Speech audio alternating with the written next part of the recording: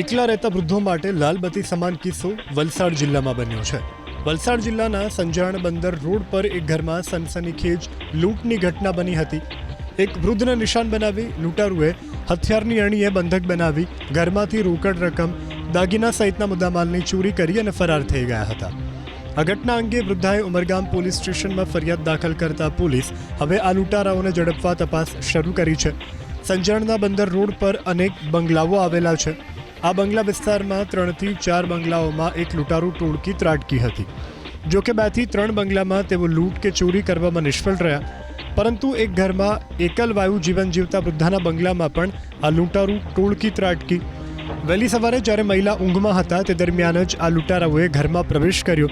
આ દરમિયાન વૃદ્ધા જાગી જતા આ લૂંટારાઓએ વૃદ્ધાને હથિયારની અણીએ બંધક બનાવ્યા અને મારી નાખવાની ધમકી આપી રોકડ રકમ તેમજ દાગીના લૂંટી ફરાર થઈ ગયા।